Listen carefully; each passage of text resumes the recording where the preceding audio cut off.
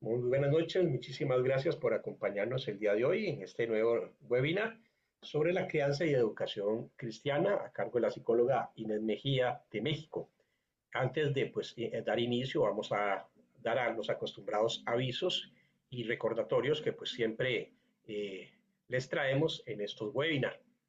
El primero de ellos es, por supuesto, nuestra agenda de webinar de este primer semestre del 2026 que estamos iniciando, que ya estamos en febrero y prácticamente a terminar. Entonces, este sería el último del mes de febrero y los invitamos desde ya eh, a participar de los otros webinars. Nada más la observación, el del 5 no lo vamos a tener a partir del 12. Entonces, nada más esa pequeña observación. Y ahí tienen la agenda que puede verla también en nuestra página de Facebook. Vamos a seguir admitiendo personas que van entrando. Recordarles también que del 18 al 24 de mayo, vamos a ver que están entrando personas, entonces vamos a admitirlas. Como les decía, a partir del 18 al 24 de mayo tenemos la Semana por la Salud Espiritual y Comunitaria de la Vida Familiar, Psicología y Fe, acompañando la vida, fortaleciendo la familia. Vamos a tener una serie de charlas intensivas del 18 al 24, de 7 de la noche a 9:30 de la noche, hora de Costa Rica y hora de México. Ahí pueden ver la agenda. También en nuestras redes sociales hemos estado ahí también comunicando y ya tenemos casi lista también una página web para que puedan tener toda la información respectiva. Estaremos posiblemente comunicándola eh, la próxima semana. Eh, También para comentarles que el 12 de marzo sería el próximo webinar y tenemos la charla Cómo identificar tus heridas a cargo de la psicóloga colombiana Alexandra Guzmán. Entonces, desde ya los invitamos muy cordialmente a participar el 12 de marzo. Nuevamente, en nuestras redes sociales pueden tomar una fotografía. Ahí está la página de católicos, de psicólogos católicos, por si están también buscando algún profesional que les dé acompañamiento personal en cualquiera de estos países. Tenemos más de presencia en más de 10 países de Latinoamérica, incluyendo algunos de Europa, así que también nos pueden visitar el Proyecto Animal en Facebook y el canal de YouTube donde están siendo pues este grabados estos webinars y estamos subiéndolos como material gratuito y lo pueden consultar sin ningún problema.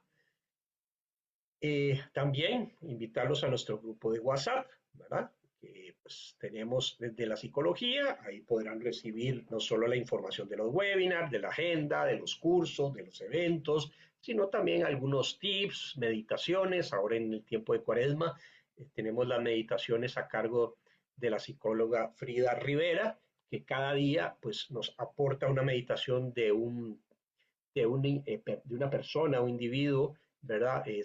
Religioso de la Biblia y nos hacen unas meditaciones muy interesantes que desde ya los invitamos a escuchar. Todos los días los programamos en nuestro grupo de WhatsApp. Ahí está el código QR para que puedan tomarle también una fotografía y pertenecer a este grupo. Bueno, sin más, presentarles a la psicóloga Inés Mejía. Ella es licenciada en psicología con más de 20 años de experiencia.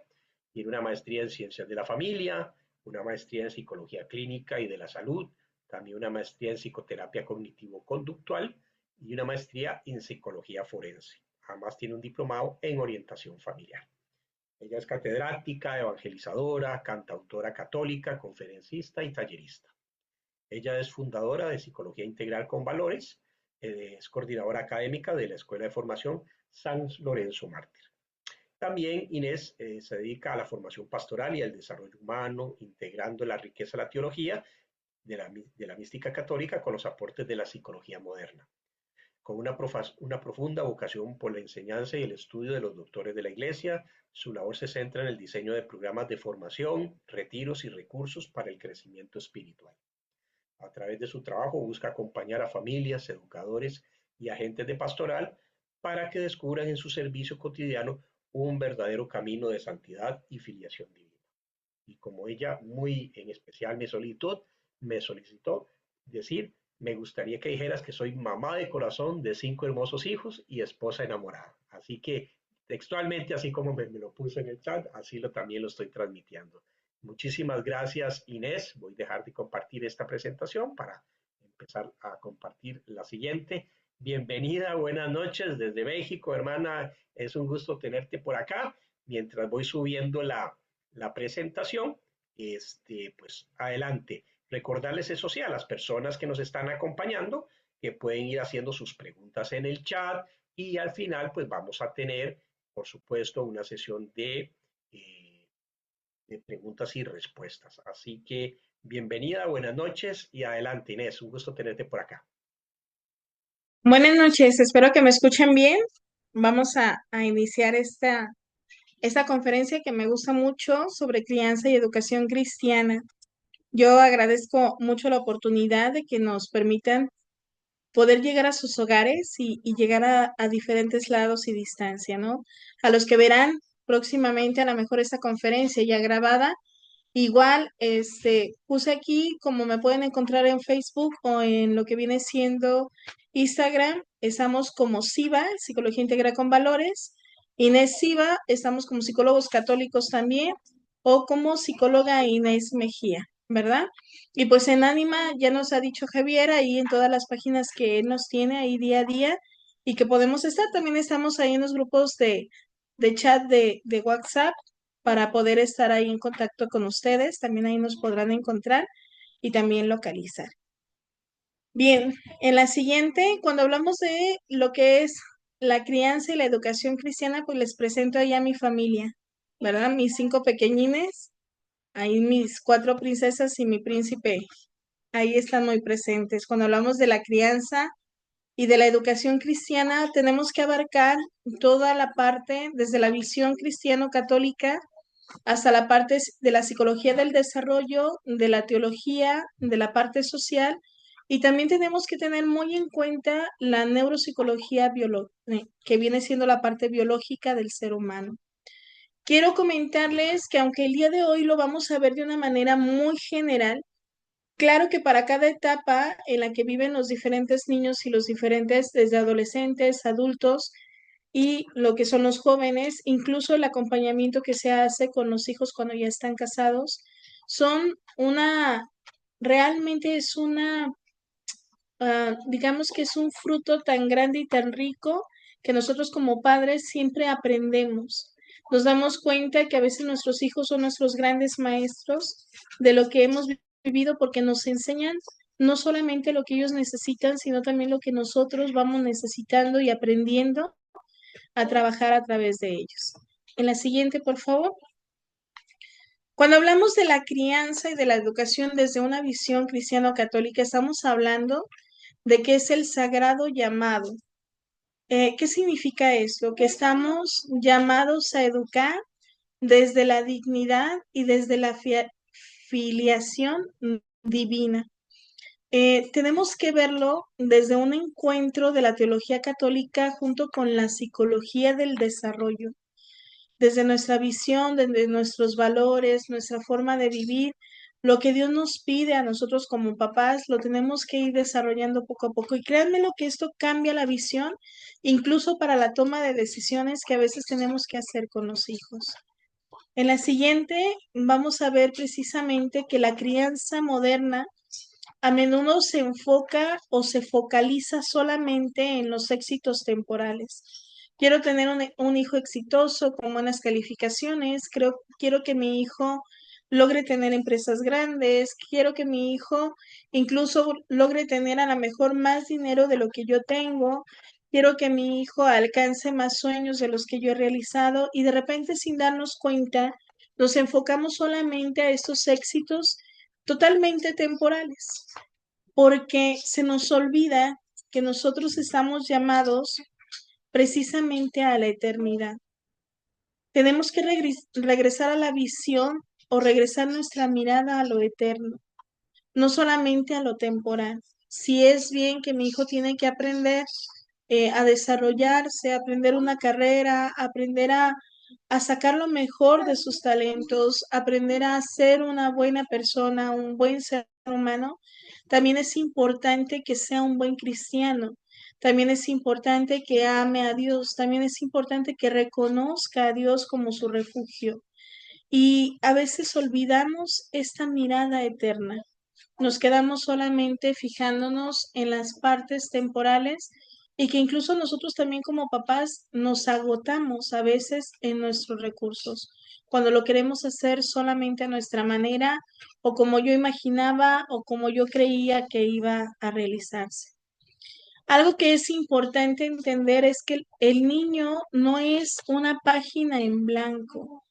El niño ya trae una información genética, ya trae una información que ha aprendido desde el vientre de la mamá, pero que también ha aprendido en los primeros años. No es una página en blanco donde yo voy a escribir una historia y donde voy a realizar incluso mis sueños que no realicé conmigo, que me hubiera gustado que se realizaran conmigo. No son mi propiedad, ¿verdad? Esa es una parte que me tiene que quedar clara. Eh, yo como padre no es propiedad mía mi hijo que me acompaña, sino soy solamente el custodio realmente de él. Soy la persona que voy a caminar paso a paso con él. Esto lo tenemos que tener bien en claro porque si no, nos vamos a ir por otro lado totalmente distinto, ¿no? Tenemos que entender que el niño posee una dignidad infinita, que su destino eterno lo reconocemos como hijo de Dios. Nuestra dignidad va mucho más allá de lo que yo pueda hacer o lograr. Es el simple hecho de yo ser creado por Dios, de yo ser hijo de Dios. Eso es lo que me genera realmente mi dignidad. Cuando nosotros entendemos esto, entonces entendemos que educar a nuestros hijos, que el ser padres no solamente es un deber meramente social, sino que también es una misión sagrada a la que hemos sido llamados y a la que nosotros hemos abrazado precisamente al dar el sí a la vida. Cuando entendemos esto, entonces los hijos dejan de ser como adquisiciones o adornos dentro de las familias, sino tiene un propósito real y una misión para poder llevar a cabo la cuestión de nuestros hijos. En la siguiente, por favor. Vamos a tener 4 puntos muy importantes, lo vamos a ver desde la parte religiosa y la parte psicológica, y lo vamos a entender de una manera general para también poder entender la problemática actual en la que viven nuestros jóvenes, nuestros adolescentes y nuestros niños. Primero, nuestro primer pilar más grande es entender eh, la dignidad humana y el vínculo seguro que nosotros como padres debemos de ejercer. Desde la visión teológica, nosotros somos creados a imagen y semejanza de Dios. Es decir, somos imagen porque debemos de dar el reflejo del amor de Dios a los demás, como Él nos ama y de la forma en que Él nos ama. Somos semejantes porque esta capacidad de amar la tenemos en nuestro corazón. Yo me fijo en los bebés tan hermosos y tan pequeños que de pronto nos sonríen sin conocernos, sin saber ni no importarles ni siquiera quiénes somos. Reflejan precisamente este amor tan puro que nos puede dar a los demás. Los papás somos también esa parte. Y entendemos que nuestros hijos son también esa imagen, esa semejanza que Dios nos da. Juan Pablo II, en el documento de Familiares Consorcio, nos habla precisamente de que la familia es la iglesia doméstica. Los papás somos los primeros evangelizadores y los papás somos los primeros que tenemos que mostrarles y enseñarles a nuestros hijos realmente cómo vivir adheridos a Dios. El ser humano solo se encuentra a sí mismo en la entrega sincera a los demás. Es una ley del don. ¿Qué significa esto?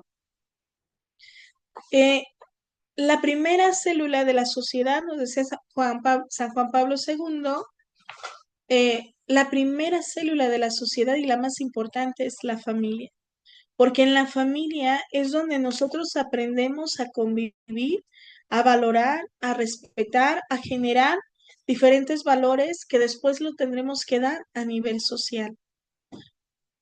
Cuando nosotros entendemos eso, nos volvemos moderadores o moldeadores de la conducta de nuestros hijos, del comportamiento de nuestros hijos. Y lo tenemos que hacer no solamente en la manera de llamar la atención o de regañar o en la forma de irles guiando con nuestra voz, sino y principalmente con nuestro ejemplo. Cuando entendemos que entonces los padres no somos dueños, sino somos custodios de un misterio sagrado, de ese niño que van haciendo y que Dios lo puso en nuestras manos para que nosotros podamos ayudarle a desarrollar los dones que Dios ya ha dejado en él, para que él pueda decidir libremente cómo ejercer su vida y sobre todo para que él pueda lograr ser la persona que Dios soñó en su corazón, porque también ese es el encuentro con nosotros. Realmente nosotros como adultos y como padres somos aquello que Dios soñó de nosotros. ¿O qué es lo que nos ha frenado también en esa parte? La siguiente, por favor. Dentro de este mismo punto de la dignidad humana y el vínculo seguro también está la ciencia del respeto. Lo vamos a hablar desde la visión psicológica. Vamos a tomar a Diana Baumrind. No es la única autora que habla sobre los estilos de crianza. Está también Barocio, que nos habla también sobre estos estilos de crianza y donde ella maneja que existen diferentes formas o diferentes maneras en que los padres nos presentamos. Padres autoritarios, padres democráticos, padres muy permisivos, somos de diferentes en diferentes maneras. Y entonces ella lo que dice es que el estilo autoritario y democrático, es decir, altos límites y alto amor, van a formar siempre adultos seguros, van a formar siempre personas sanas o con salud mental. ¿Qué significa esto? Debe haber un nivel de exigencia alto en cuanto a los límites y la enseñanza de la verdad. Es decir, tenemos que tener límites claros de cómo respetarnos, de cómo tratarnos, de cómo conducirnos ante el nivel social y también de cómo priorizar las cosas que nosotros hacemos. Pero al mismo tiempo los papás tenemos que ser receptivos. Es decir, nuestro amor tiene que sostener y ser totalmente alto y fuerte. Y en la parte afectiva, tener nosotros que expresar sin miedo y sin ningún temor el amor que nosotros sentimos a nuestros hijos, con abrazos, con apapachos. Tenemos que hablarles siempre con la verdad y nuestro cuerpo tiene que hablar con esa verdad. Si yo le digo a mi hijo que lo amo, entonces mi hijo tiene que sentir que verdaderamente mi cuerpo, mi mente, mi pensamiento, no solamente mis palabras, lo aman. Esta parte es una parte muy importante, ¿no? Vemos las fotografías precisamente donde no es solamente cuando educo la manera de hacerlo rígidamente, yo educo y voy poniendo límites incluso en los juegos, juegos de mesa, juegos de contacto, voy poniendo estos límites dependiendo de la edad, de la etapa de mi hijo y sobre todo respetando su maduración biológica. Yo no le puedo exigir a mi hija de 2 años que se comporte como mi hija de 10 años, porque mi hija de 10 años, ella ya puede entonces responder y saber qué es lo que necesitamos, cómo comportarse delante de los demás, y mi hija de 2 años apenas está aprendiendo. Quizá mi hijo cuando tenga ya 18 años, él ya va a poder tener estas relaciones sociales, no solamente cuando estoy yo presente, sino también cuando él ya comienza con sus amigos y comienza a tomar decisiones. A veces se nos olvida que las etapas son muy específicas. Hay miedos que van por edades. Comienza el miedo a los 3 años, cuando comienza el niño a imaginar que su mamá se le pierde o que él se pierde o que su mamá lo deja. Y entonces a los 3 años el niño va y se asoma a ver si mamá sigue ahí y una vez que la ve, sigue jugando. Pasa otro ratito, va y se asoma. El niño a los 6 años viene un miedo a toda la parte de la fantasía. brujas, duendes, situaciones fantásticas, el malo, el monstruo, donde entonces necesita a mamá y a papá que la acompañe porque comienza el miedo también a la oscuridad, a que algo se aparezca, a que algo se presente.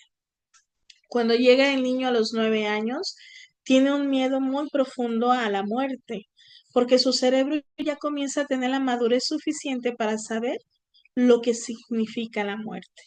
Y entonces son niños que se despiertan a veces llorando, son niños que en ocasiones se despiertan muy ah, precipitado su corazón, muy precipitada su emoción, porque quizás soñaron que la mamá se iba, que la mamá moría, que ellos morían, y a veces los papás dicen, es que me quiere muerto. No, su nivel de desarrollo, su nivel cerebral lo está llevando a entender lo que es la muerte. Y entonces la mejor manera de asimilarlo, su cerebro, es creando historias. Y en ese crear historias se siente tan real para ellos que lo sufren y lo padecen. A los 12 años vienen otros miedos distintos, ¿no? Miedos a perdernos, a que nos secuestren, miedo a que de pronto nos despertemos y ya no exista mamá y papá, o no exista mi familia, o miedo a que alguien me lleve. Y esa parte de los 12 años a veces también tiene mucho que ver con el desprendimiento hacia los papás, donde yo ya me siento que puedo tomar decisiones, que puedo decidir lo contrario a lo de ellos, que ya conozco el mundo y entonces comienzo a querer hacer las cosas de forma diferente. Comienzo a hacer las cosas de una manera que a lo mejor incluso me siento como más separada de papá y de mamá, y esto también genera que a los 12 años haya este miedo del rompimiento del vínculo o de la relación. Posteriormente ya viene el miedo al crecimiento, el miedo al ser adulto, pero también vamos a entender que a los 12 años, desde los 9 años, a los 9 años el niño ya puede saber lo bueno y lo malo, ya distingue si hace un bien o si no lo hace bien, que es algo que nosotros como papás vamos acompañando durante todos estos años.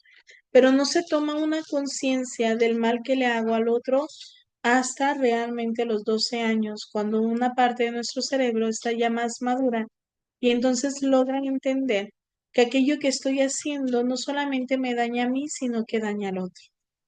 Pero es hasta los 16 años, a los 14 años, desde los 12 a los 14 años, el niño ya a los 14 años sabe que puede dañar a terceras personas. Pero hasta los 16 años es que el cerebro le permite al niño comprender completamente que aquello que hace o decide puede traerle un bien o un mal a futuro. Antes no, antes solamente cree que es momentáneo, sí va a venir una situación, sí va a venir una consecuencia, pero así como llega, así se va.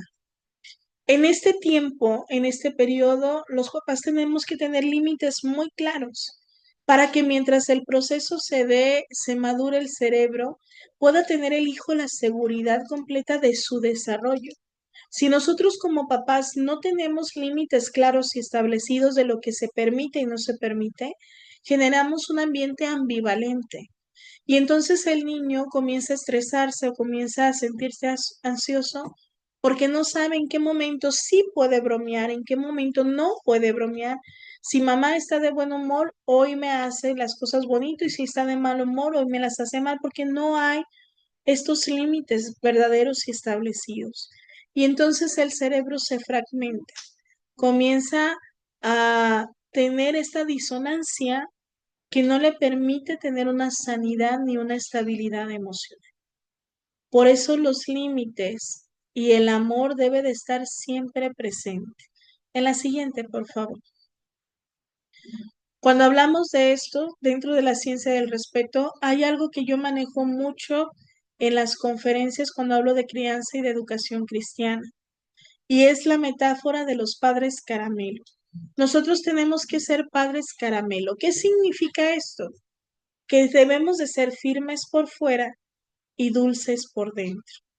Y entonces, amorosamente firmes por fuera y muy dulces por dentro. Porque en esta parte de amorosamente firmes, es que si yo les digo a los papás, si van a poner una consecuencia y le van a decir al hijo que este fin de semana no va a salir, significa que tú como papá tampoco vas a salir. Entonces yo te sugiero que primero cheques tu agenda porque si ya tenías programado una salida, una fiesta, una reunión y ya le dijiste a tu hijo que no va a salir el fin de semana, pues entonces significa que tú tampoco vas a asistir ahí. Porque es el acompañamiento que haces precisamente hacia con tu hijo.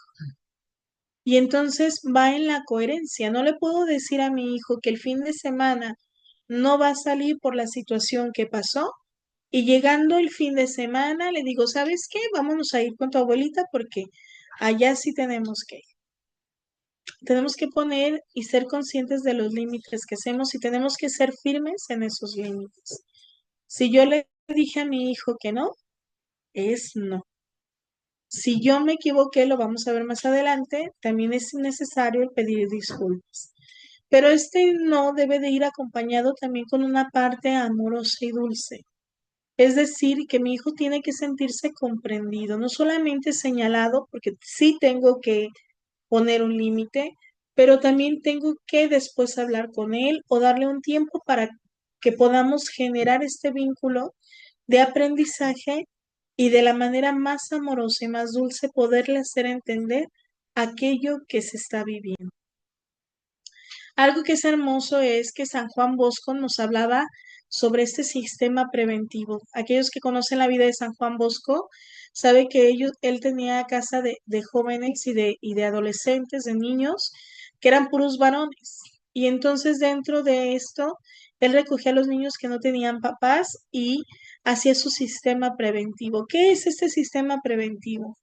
Él decía que era importante educar con la razón, educar en la religión y en la amabilidad para ganarnos el corazón del niño.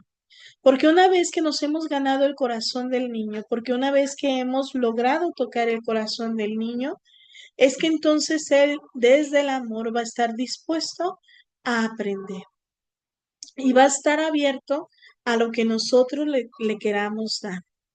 Esta parte es muy importante porque nosotros, yo les digo a los papás, tienen que enseñarles a sus hijos el respeto entre hermanos. Y se lo tengo que decir una, dos, tres, cuatro, cinco, seis, hasta que cumpla 12 años y lo pueda entender por sí mismo. Pero usted tiene que iniciar desde el año, cuando comienza la convivencia con sus hermanos.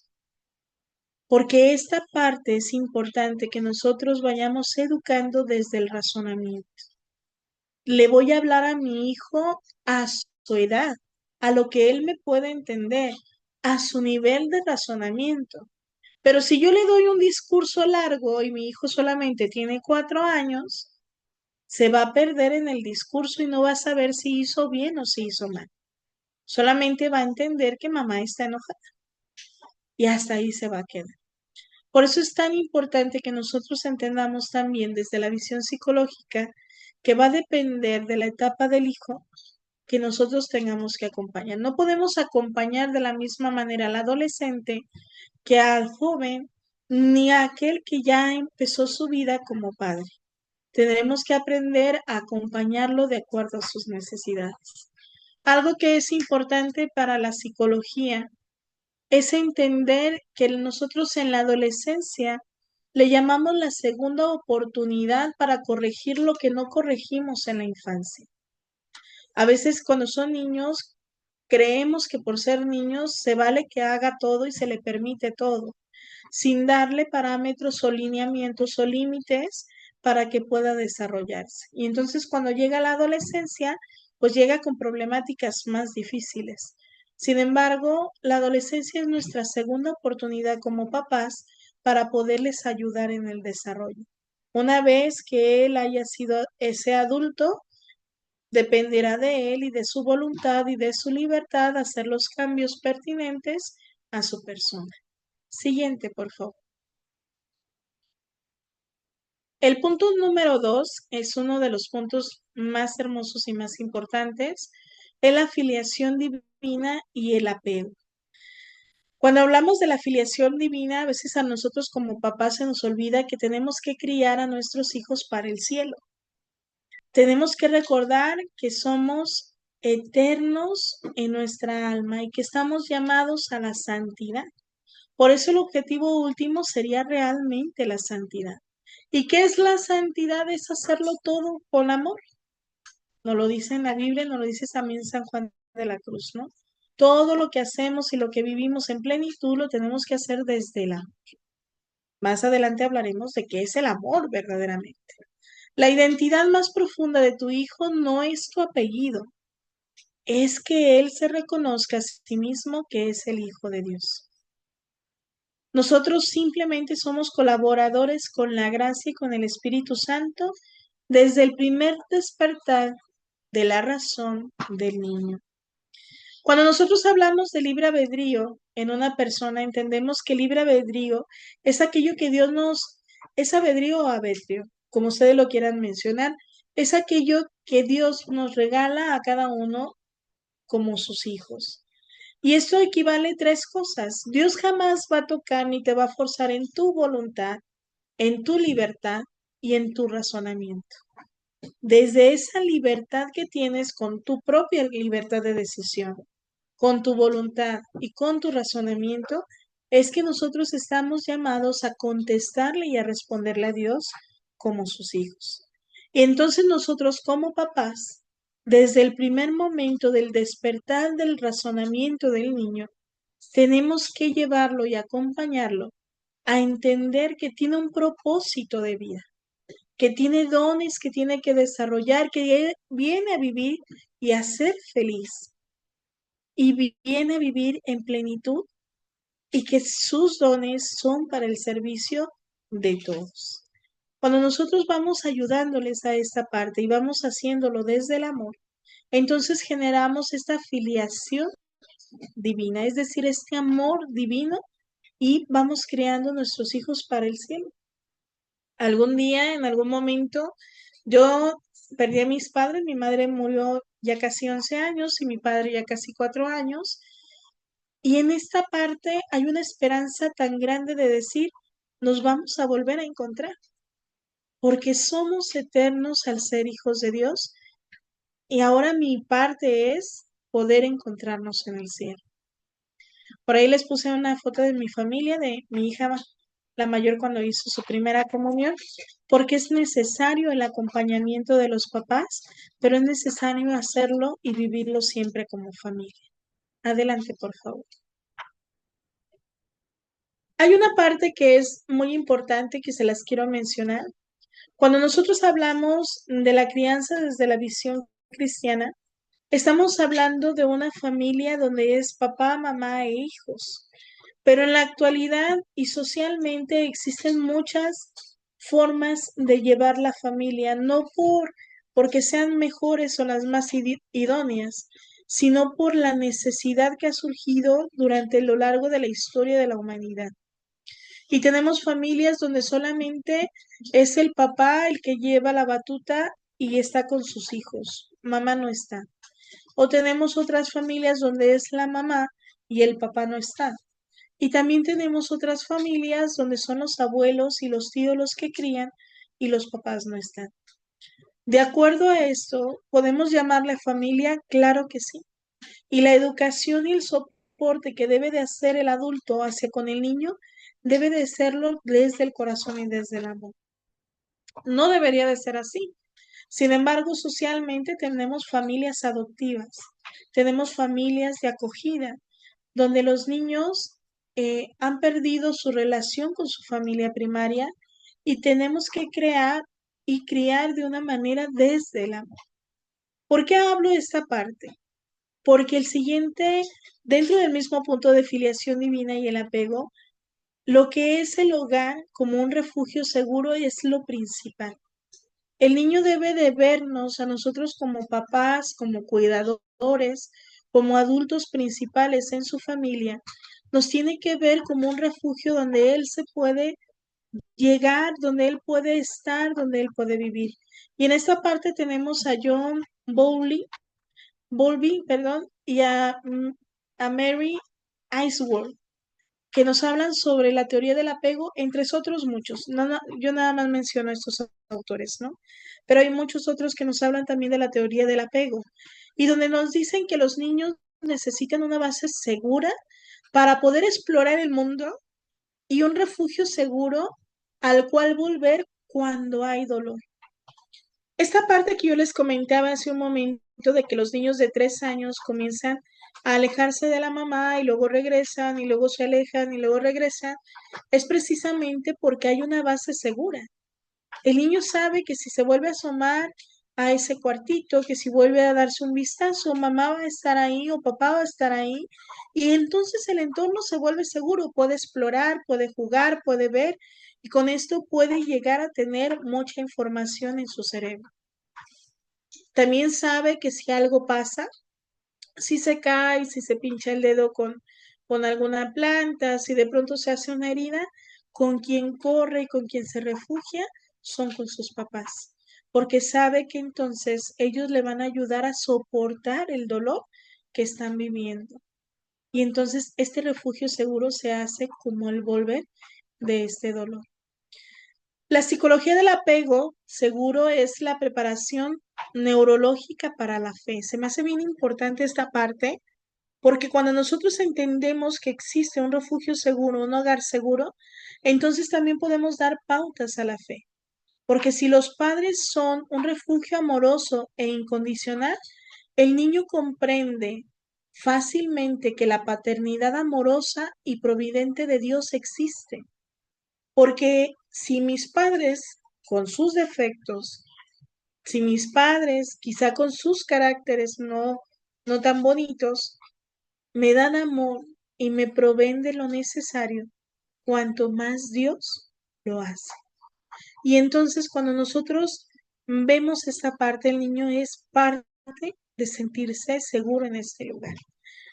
Pero también aquí quiero yo hacer hincapié porque también aquí hablamos de estructuras psicológicas importantes.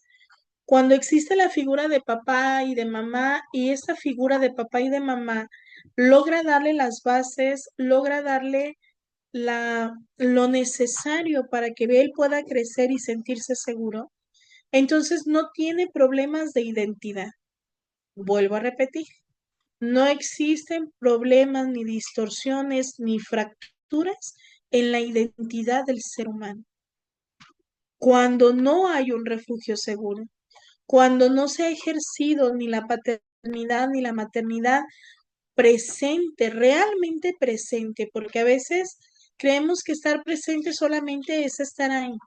Estar presente es poner la atención debida, el cariño debido, estar presente realmente. Cuando nosotros estamos presentes, nos volvemos ese hogar seguro.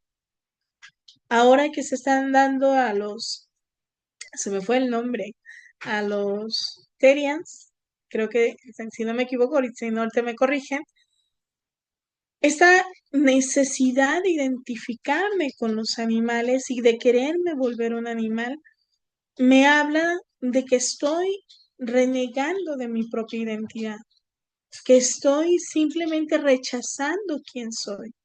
Y si estoy en esto es porque mi hogar no es seguro, porque mi refugio no es seguro, porque no siento que me puedan sostener en el dolor, en la ansiedad, en la tristeza que llevo dentro.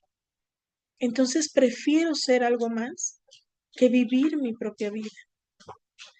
Veía hace poco un video, lo pueden ver en TikTok, no recuerdo el nombre, pero son de las entrevistas que hacen a las diferentes cárceles.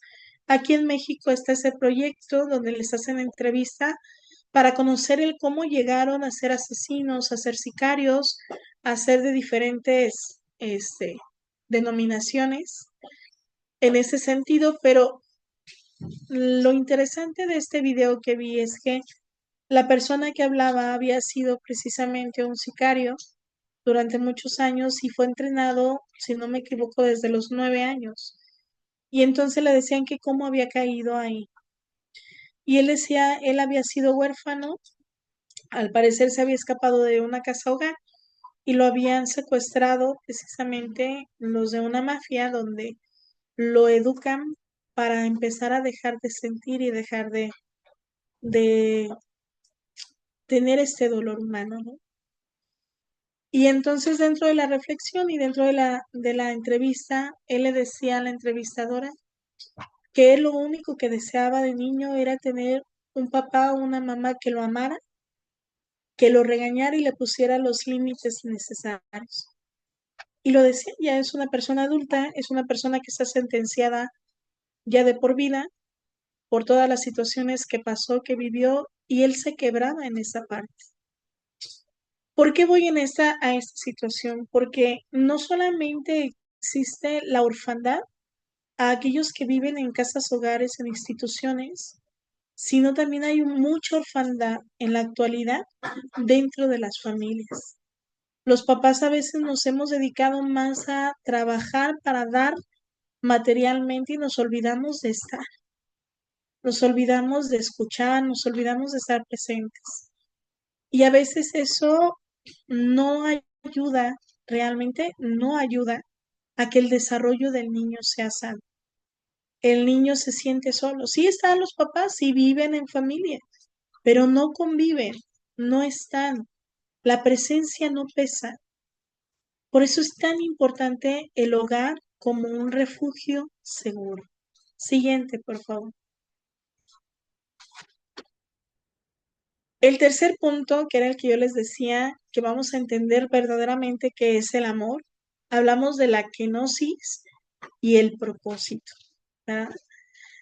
¿Qué significa la kenosis? Eso es lo primero que tenemos que ver. La kenosis nos habla en referente al anonadamiento, al despojo, al vaciamiento. Cuando decimos anonadamiento es quedarnos completamente en la nada.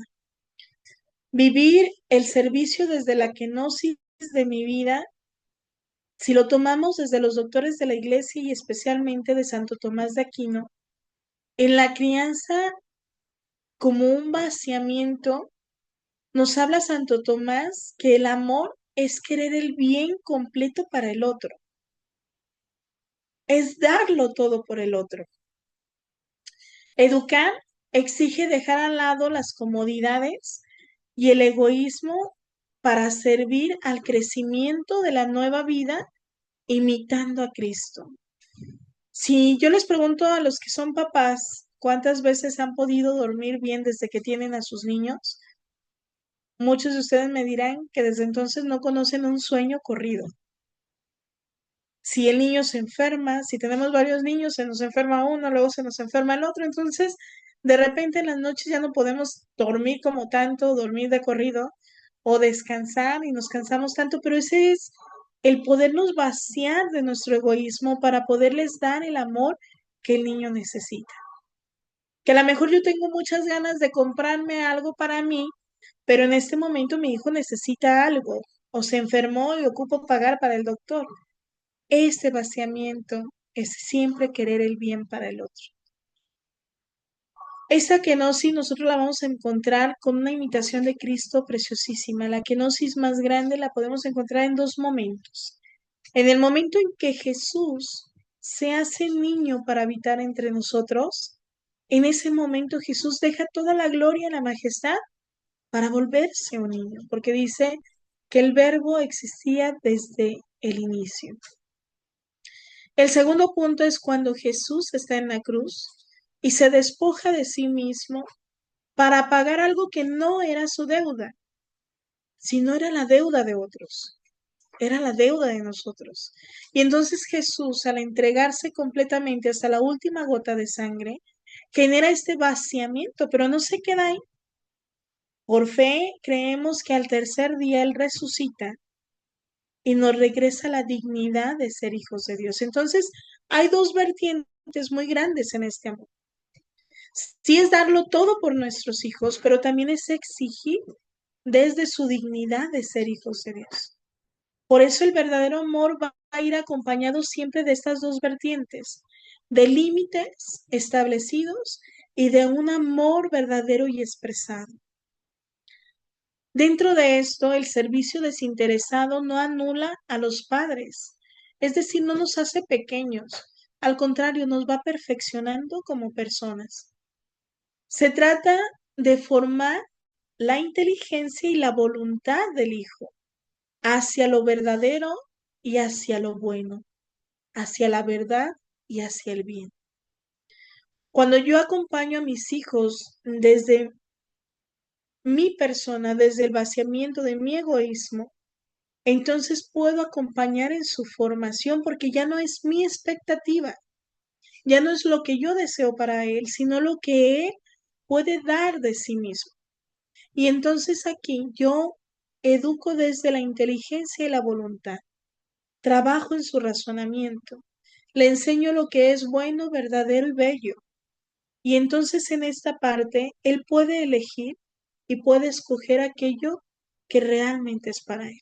Cuando yo no lo hago así, cuando yo he vivido en un egoísmo, en un individualismo, sí me llamo papá porque el hijo está ahí, pero yo lo hago desde mi parte individualista.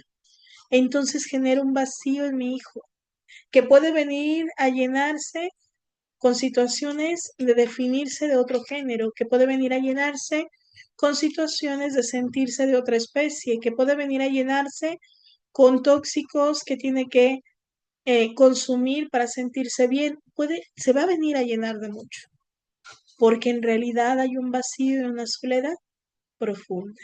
En la siguiente, por favor.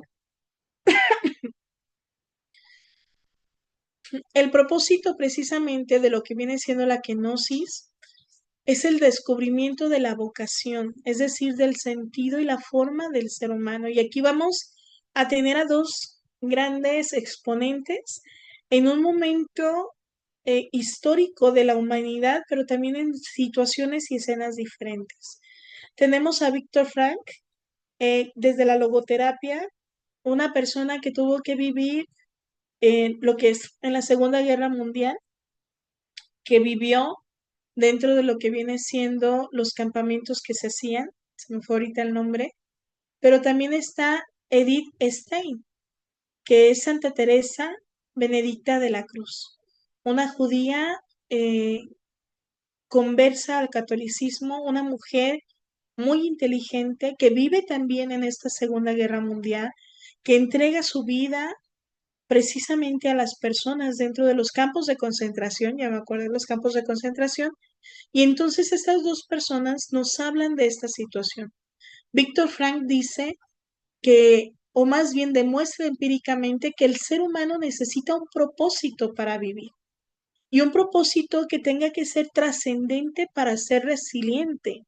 Es decir, la resiliencia es un término totalmente de la ingeniería, donde nos habla de un metal que puede moldearse y reajustarse y reacomodarse para poder encajar en aquello que necesita embonar.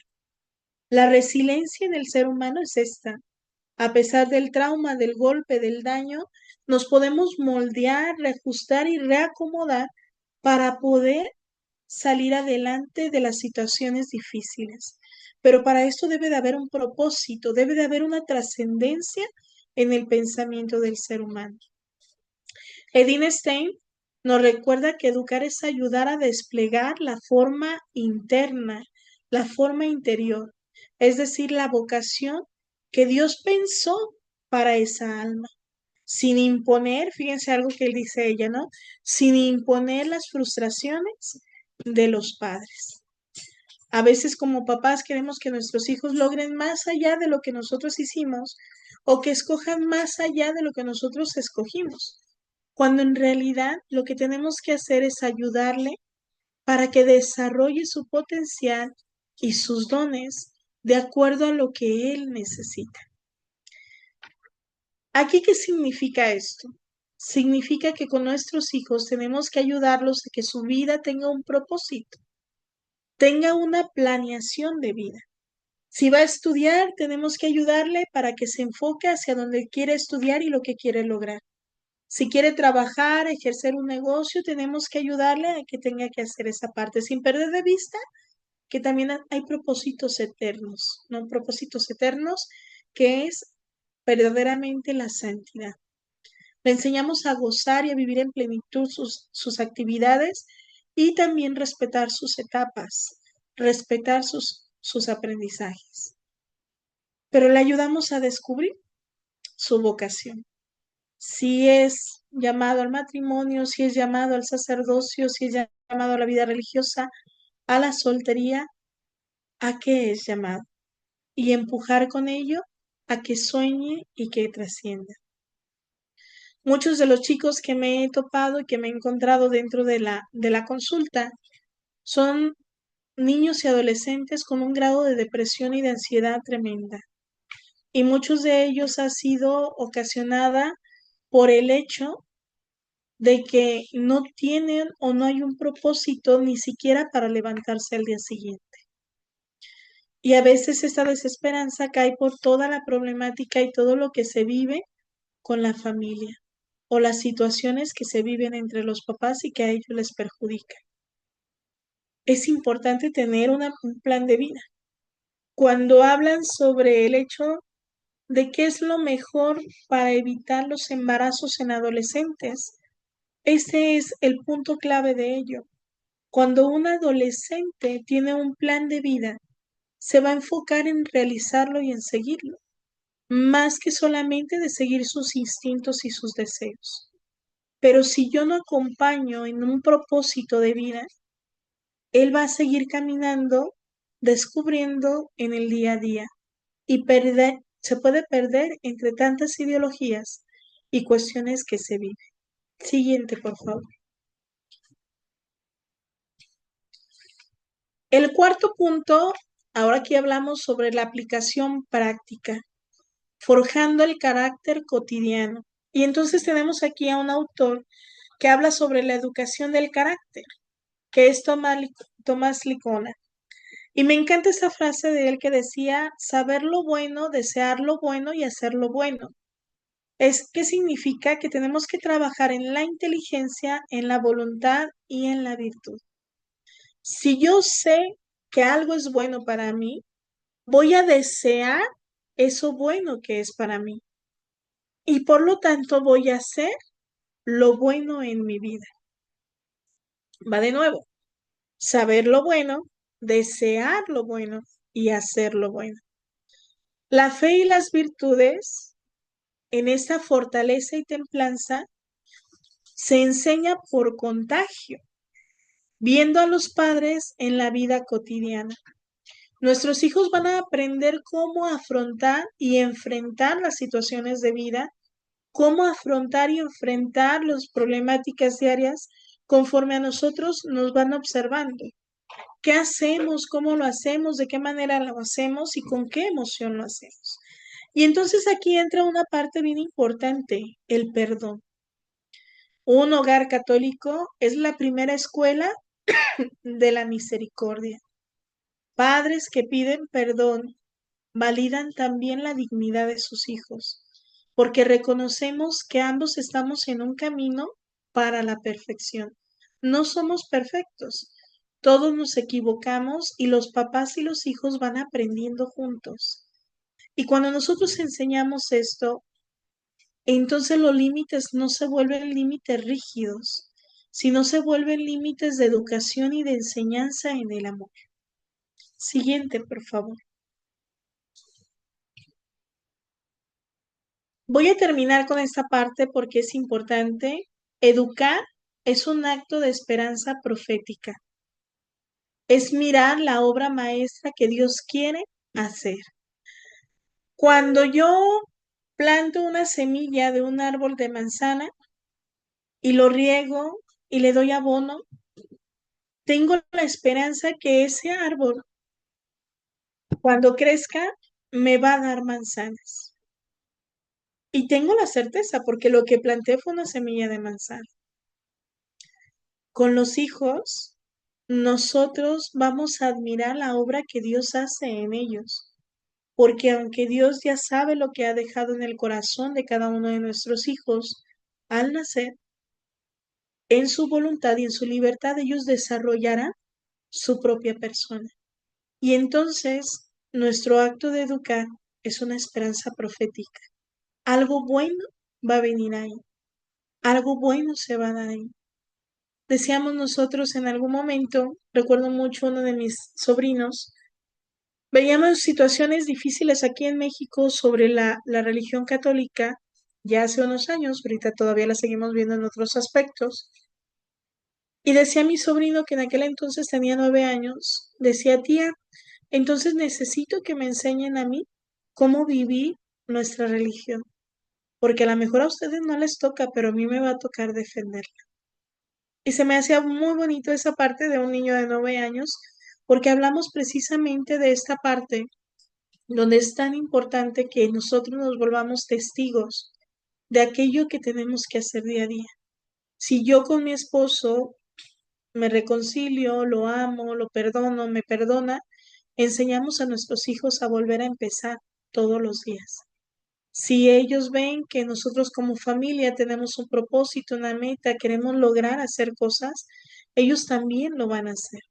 Si a nosotros nos ven como papás que oramos, que confiamos en Dios, entonces ellos también lo van a hacer. Y me recuerdan una frase que yo escuché cuando tenía 14 años. Estaba en un proceso para misiones que íbamos a salir y un sacerdote nos daba una charla, el padre Javier Navarro, y decía que solamente Dios es santo y la santidad se pega por contagio. Y es así. Si yo quiero que mis hijos aprendan y vivan desde la rectitud, desde lo verdadero, desde lo bueno, tengo que enseñarles a vivir ahí desde mi propia vida, desde la enseñanza. Y entonces viene esta parte, ¿no? Ustedes, papás, nosotros, papás, somos el primer rostro de Dios que ven sus hijos.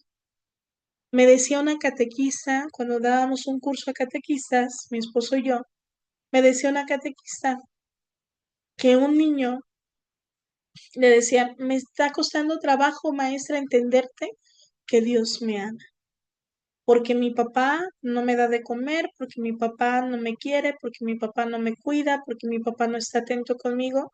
¿Cómo me puedes decir tú que tengo un Dios que me ama si mi papá que está aquí, que me ve, no lo hace? Y la catequista me hace la reflexión, dice que yo me quedé muda, ¿no? Yo le decía, precisamente a veces, tristemente, los papás estamos tan fragmentados que no damos el reflejo de Dios. Estamos tan heridos internamente también de nuestra vida o de la educación que hemos vivido que a veces no reflejamos el amor de Dios. Y yo le decía, en un espejo, si usted lo quebra, se va a hacer pedacitos el espejo, pero el espejo va a seguir dando lo mismo que daba cuando estaba entero, va a reflejar un rostro. El problema es que el rostro va a estar distorsionado y va a estar fragmentado. Para que ese rostro se vuelva a ver y vuelva a resplandecer y sea completo, necesita el espejo repararse.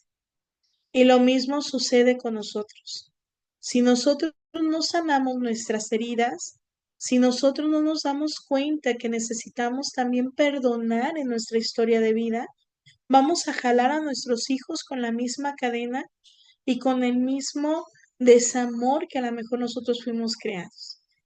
Y entonces es necesario que también nosotros sanemos como papás para hacer ese reflejo que nuestros hijos necesitan, ese reflejo de amor que ellos necesitan ver en nosotros. Siguiente, por favor. Yo les quiero agradecer. Espero que estos 4 puntos que fueron muy generales sobre la crianza y la educación desde la formación cristiana sea para ustedes como esta inquietud de querer seguir aprendiendo y querer seguir viendo cada día más. Muchas gracias. No sé si haya preguntas, ¿verdad? Muchas gracias, Inés. Sí, si hay algún tipo de pregunta, algún comentario, lo pueden poner en el chat o pueden también accionar el micrófono y poder hacer la consulta. Yo te decía hoy en la mañana, Inés, y yo creo que ya tocaste el tema, justamente de que está de moda el tema de esos los Terians famosos, ¿verdad? Y hablabas de esa seguridad, de ese lugar estar presente y de ese hogar seguro, ¿verdad? Ayer ya leía justamente en un periódico aquí en mi país una entrevista que le hicieron a una muchacha y ella decía que no, que ella sí sabía que era ser humano, pero era muy curioso porque al final de la entrevista ella misma reconocía tener ciertas carencias afectivas, ¿verdad? Entonces al final redunda en eso, ¿verdad? Redunda en esa fragmentación que viene arrastrando, ¿verdad? Sí, puede ser que tal vez su estado no es tan crítico como tal vez el de otros, pero sí, sí se nota que viene arrastrando toda una fragmentación, ¿verdad? Pues uno no conoce la situación, pero se da eso. Igual podría pasar pues, con las personas con disforia de género, etcétera, y algunas otras situaciones, ¿verdad? Volvemos a ese caso, ¿verdad, Inés? Al tema del hogar seguro, a los límites, al amor, y a la disciplina, ¿verdad? Pero a la disciplina bien entendida, ¿verdad? Entonces, tal vez sí, si nos ayudas a un poquito ahí más con eso. Quiero ponerles un caso que tuve ya hace 3 años. Tuve un caso de una chica que tenía ella 16 años, y entonces la mamá me decía que la veía muy triste y tenía todo lo que viene siendo las puntuaciones sobre una depresión profunda, ¿no? Ya no quería vivir, comenzaba a pintarse el cabello de diferentes colores cada día, no cada semana, cada día. Y entonces comenzó a juntarse con personas que consumían algún tóxico, una droga. Comenzó a juntarse con rebeldía, siendo que había sido una niña de muy buenas calificaciones, de muy altos valores. Y entonces cuando yo hago la exploración, me doy cuenta de que ella me lo comenta y me dice, es que yo sabía lo que tenía que hacer cuando era niña, que levantarme, qué hacer, qué lograr. Cuando era adolescente, también igual, yo sabía que tenía que levantarme a tales horas, cumplir con tal cosa, pero ahora que empecé a crecer más como adolescente, mi mamá ya no me dice, mi mamá ya no habla conmigo. De repente cuando yo le platico algo y creo que me puede a lo mejor guiar o regañar sobre algo que yo no sé cómo hacerlo, mi mamá no lo hace. Mi mamá solamente me dice, pues lo que tú decidas y como tú decidas. Dice, y lo único que ella logra conmigo para sentirse plena, dice, o sentirnos vinculadas, pues mi mamá se la pasa comprándome tintes de los colores que yo quiera.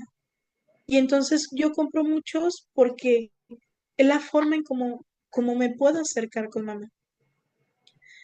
Y cuando trabajamos y vimos una evaluación psicológica con ella, pues nos damos cuenta de este vacío tan grande que tenía. Cuando yo hablo con los papás, les hablo sobre esta falta de límites, porque ella podía llegar en la madrugada a su casa, podía irse de fiesta, de parranda, podía no llegar a su casa y no pasaba nada, y era una chica de 16 años. Y entonces yo le decía a los papás, debe de haber un horario, debe de haber una disciplina, quizá no como cuando es niño que lo tienes que decir paso a paso qué hacer, pero ya un adolescente tienes de todos modos que guiar. Tienes que tener cosas que no sean prohibidas y cosas que no deba de hacer o que él tenga que pensar en hacerlas, y debe de haber consecuencias de actos que no estén bien.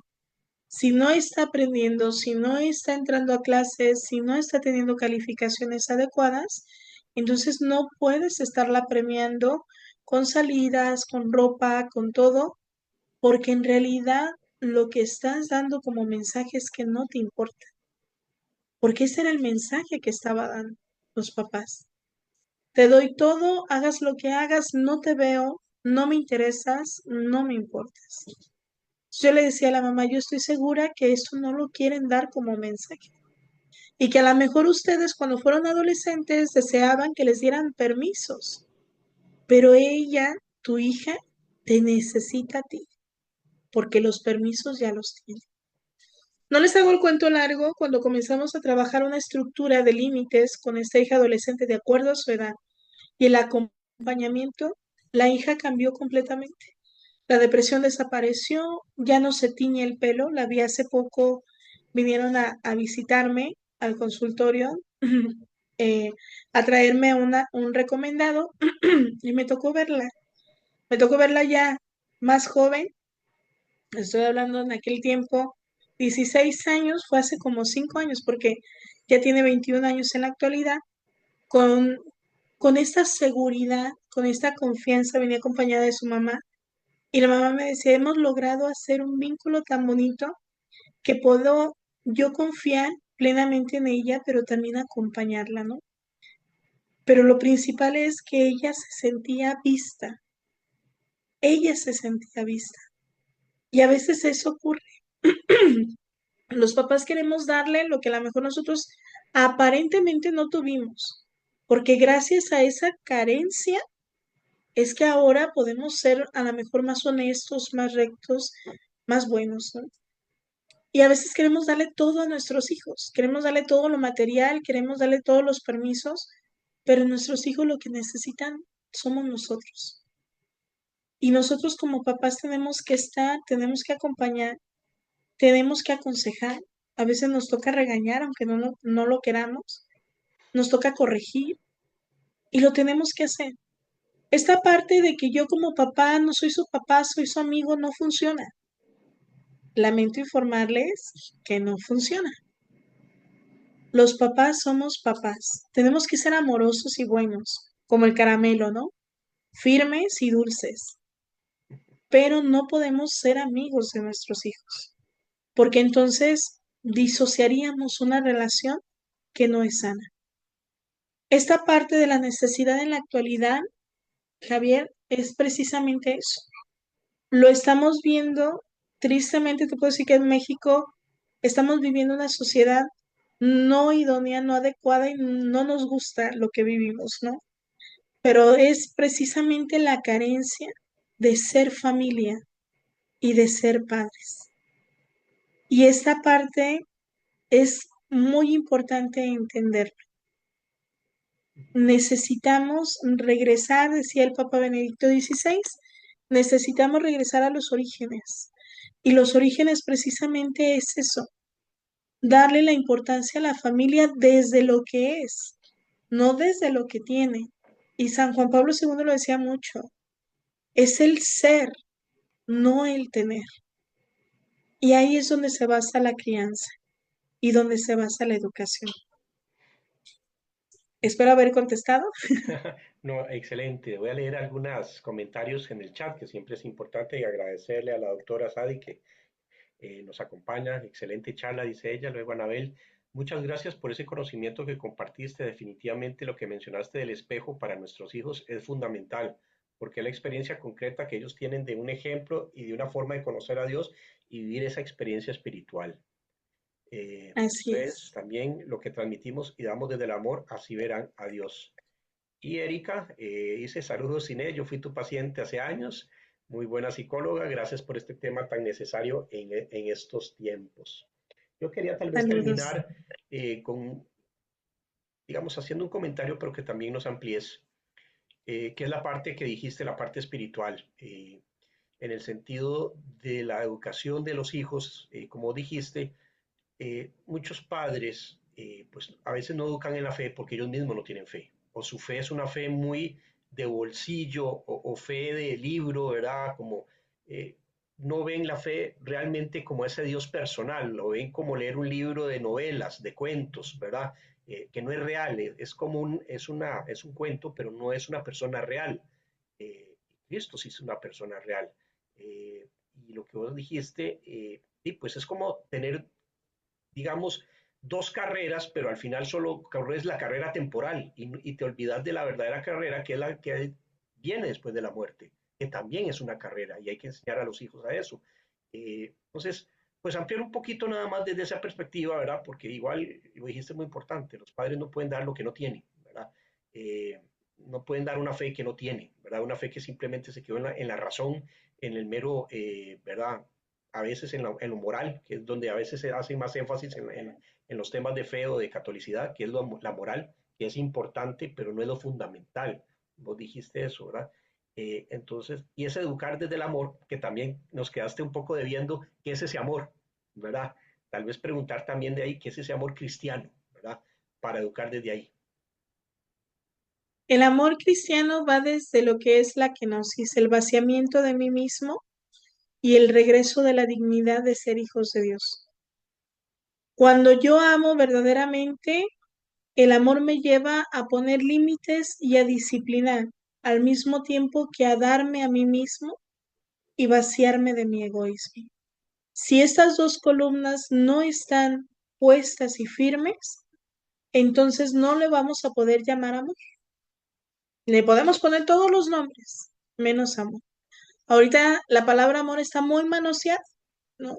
A todo le llamamos amor, cuando en realidad el amor siempre nos va a llevar a una exigencia de ser mejor todos los días, al mismo tiempo que nos abraza y nos cobija desde la misericordia.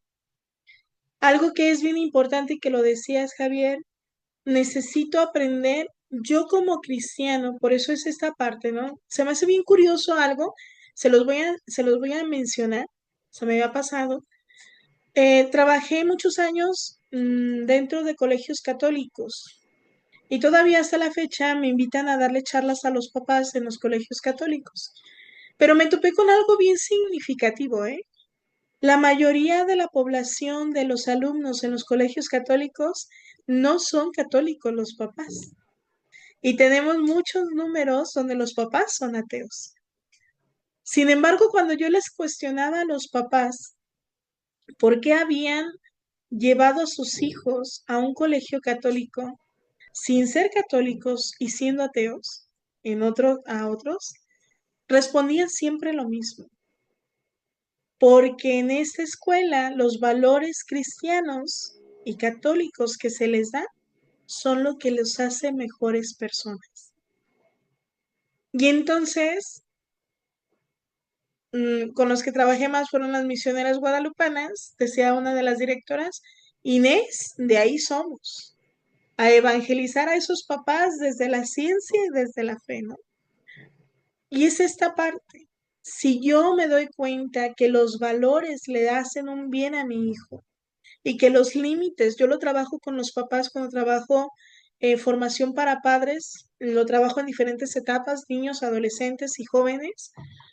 Cuando me toca darle formación a los papás en escuelas de padres, yo siempre les digo a los papás, es importante que tú tengas un encuentro con Dios y que Dios deje de ser solamente una idea, sea una persona como lo es.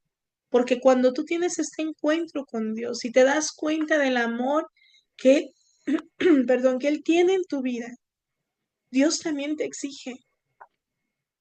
Díganme de aquí cuál de nuestra vida ha sido fácil. Hemos tenido que brincar y hemos tenido que esforzarnos y hemos tenido que luchar con diferentes cosas y en diferentes niveles y de diferente manera.